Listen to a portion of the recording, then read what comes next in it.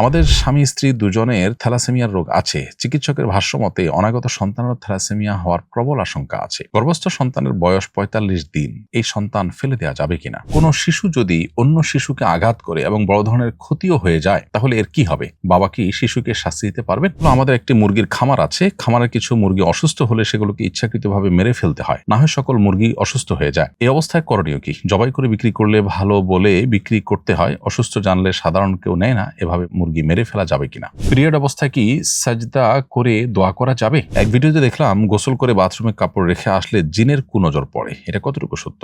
ফরজ গোসলের মাঝে যদি বায়ু নির্গত হয় তাহলে কি গোসল পুনরায় করতে হবে? চুল খোপায় বেঁধে নামাজ পড়বো নাকি খোলা রেখে নামাজ পড়বো? অনেককে দেখেছি মশা কামড় দিলে সেখানে থুতু লাগান। এটা কি কোনো সুন্নাহসম্মত আমল? কোরবানি গরুতে কোরবানির সাথে সন্তানের আকিকা করা যাবে কিনা? তো যারা নামাজ আদায় করে না তাদের দিয়ে কবর খোঁড়া যাবে কিনা? আমাদের স্বামী স্ত্রী দুজনের থ্যালাসেমিয়ার রোগ আছে। চিকিৎসকের ভাষ্যমতে অনাগত সন্তানেরও থ্যালাসেমিয়া হওয়ার প্রবল আশঙ্কা আছে। গর্ভস্থ সন্তানের বয়স ৪৫ দিন। এই সন্তান ফেলে দেওয়া যাবে কিনা? প্রথমত, নেহায়াতি শঙ্কার ভিত্তিতে আসলে কোনো গর্ভস্থ সন্তান ফেলে দেওয়া বা নষ্ট করা জায়েজ হবে না। যদি সন্দেহটা শুধু নিছক সন্দেহ না হয়, বরং সেটা প্রমাণিত বিষয় হয় এবং ভয়াবহ বিপদের কষ্টের কারণ হয়, এই সন্তান জন্মলাভ করে সন্তানের ভোগান্তি নিজেদের স্থায়ী ভোগান্তি বড় ধরনের বিপদের কারণ হয়, তাহলে সেক্ষেত্রে যেহেতু এত অল্প সময়ের মধ্যে হার্টবিট আসে না, ফলে বাচ্চার রূহ যেহেতু তার শরীরে আসে না, সেজন্য আপনার বিপদ থেকে রক্ষার জন্য যদি নিশ্চিত আপনার প্রবল আশঙ্কা থাকে, তাহলে সেক্ষেত্রে সেটা থেকে রক্ষার জন্য এটি নষ্ট করা যেতে পারে, কিন্তু সেটি কঠিন শর্ত সাপেক্ষে। কোনো শিশু যদি অন্য শিশুকে আঘাত করে এবং বড় ধরনের ক্ষতিও হয়ে যায়, তাহলে এর কি হবে? বাবা কি শিশুকে শাস্তি দিতে পারবেন? শিশু যদি শাস্তি দেওয়ার মতো উপযুক্ত বয়সে পরিণত হয়, তাহলে সেক্ষেত্রে শরিয়ার সীমানার মধ্যে থেকে শাসন করতে পারবেন বাবা মা। আর যদি শরিয়ার শাসন উপযুক্ত যে সীমানা সেটাতে উপনীত না হয়, তাহলে তাদেরকে শারীরিকভাবে প্রহার হোক বা শাসন বলতে আমরা যা বুঝি সেগুলো করা যাবে না, সতর্ক করা যেতে পারে। মৌলিক একটা হাদিস হলো সেই হাদিস, যে হাদিসে নবী সাল্লাল্লাহু আলাইহি ওয়াসাল্লাম বলেছেন যে তোমরা তোমাদের সন্তানরা যখন 10 বছরে উপনীত হয় তখন তারা নামাজ না পড়লে তোমরা তাদেরকে শাসন করো। অতএব ছোট 2 বছর 3 বছর 4 বছরের কোনো শিশু যদি কোনো ভুল করে, তাহলে তাকে শাসনের নামে প্রহার ইত্যাদি করা জায়েজ হবে না। বিশেষ করে যেটিকে তার জন্য টর্চার হিসাবে বিবেচিত হতে পারে, সেটা জায়েজ নয়।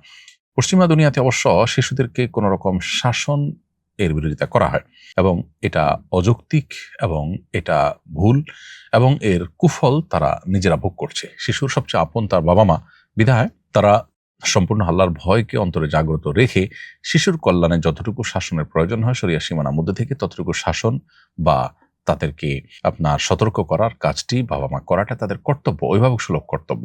একটি শিশু যদি অন্যায় করে, রাষ্ট্র তার জন্য কোনো না কোনো উদ্যোগ নেয়, পৃথিবীর সব জায়গায় আছে, যে অন্তত তার কাউন্সেলিং এর জন্য তো কিছু করে, কিন্তু সেই কাজটা বাবা মা করলে তারা সেটাকে পজিটিভলি নেয় না। এটা হলো দুর্ভাগ্যজনক এবং সন্দেহাতীতভাবে একটি ভুল অ্যাপ্রোচ। একজন ইমানদার কখনো সেই পথে যেতে পারেন না। আমাদের একটি মুরগির খামার আছে। খামারের কিছু মুরগি অসুস্থ হলে সেগুলোকে ইচ্ছাকৃতভাবে মেরে ফেলতে হয়। না হয় সকল মুরগি অসুস্থ হয়ে যায়। এই অবস্থায় করণীয় কি? জবাই করে বিক্রি করলে ভালো বলে বিক্রি করতে হয়। অসুস্থ জানলে সাধারণ কেউ নেয় না। এভাবে মুরগি মেরে ফেলা যাবে কিনা? প্রিয় দর্শক, এর উত্তর হলো যে যদি এর গোশত ক্ষতিকর কিছু না হয় আমাদের স্বাস্থ্যের জন্য, তাহলে সেক্ষেত্রে আপনি এটা জবাই করে প্রয়োজনে দান দক্ষিণা করে দিতে পারেন, নিজে খেতে পারেন। সুনির্দিষ্ট কারণ ছাড়া মেরে ফেলে নষ্ট করা এক তো সম্পদের অপচয় এবং নষ্টের শামিল। দ্বিতীয়ত, এটি অবশ্যই একটি অন্যায় কাজ হিসাবে বিবেচিত হবে কোনো প্রয়োজন ছাড়া আপনি এটি যদি করতে হয়।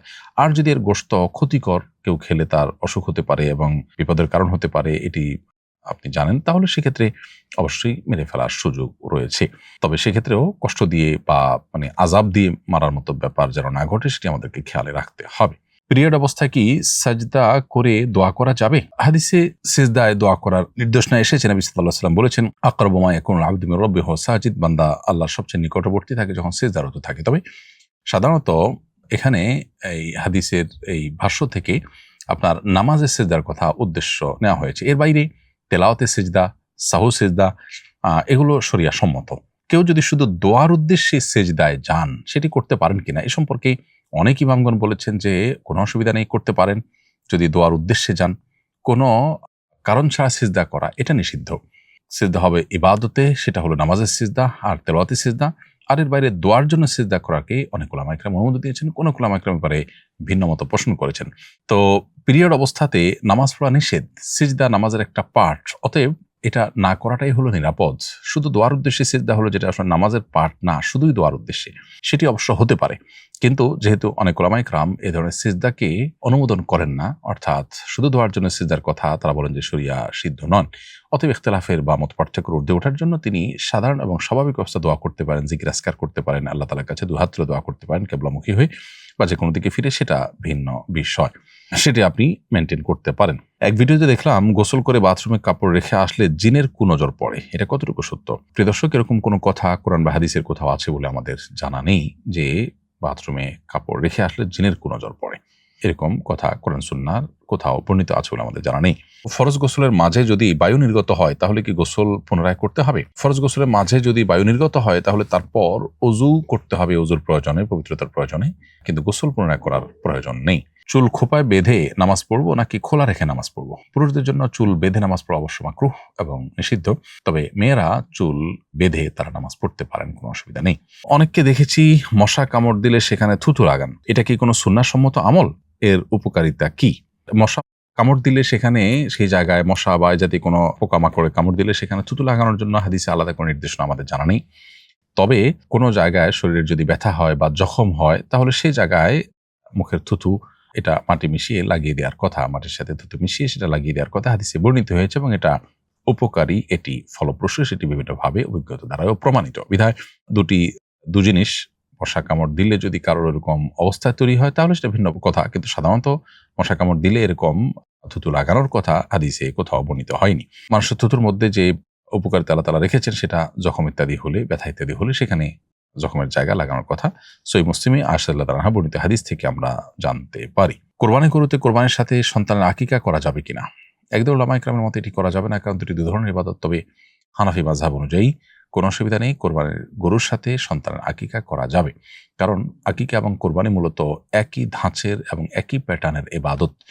এর দুইটা মৌলিকত্বে তেমন কোনো পার্থক্য নেই, বিধায় একসাথে করা যাবে। বিধায় একটি আকিকার জন্য, একটা ছাগল যেরকম একটা আকিকার জন্য যথেষ্ট হয়, কোরবানির গরুতে যেহেতু 7 জনের পক্ষ থেকে কোরবানি করা যায় একটা গরুতে, সেজন্য 7টি কোরবানি হওয়ার পাশাপাশি 3টি কোরবানি আর 4টি আকিকার, 4 ছাগলের কাজ দিল, অথবা 2টি আকিকার ছাগলের কাজ দিল, 5টি কোরবানি হলো, এরকম কোরবানি এবং আকিকাকে মিলিয়ে একসাথে করা যাবে। যারা নামাজ আদায় করে না তাদের দিয়ে কবর খোঁড়া যাবে কিনা? উত্তর হলো হ্যাঁ, যাবে। কবর খোঁড়ার জন্য নামাজি হওয়া শর্ত, না হলে কবর খুঁড়লে গুনাহ হবে এমন কোনো কথা নেই। তবে হ্যাঁ, প্রত্যেকটা মুসলমানেরই নামাজ পড়া কর্তব্য, সেটি ভিন্নতর বিষয়।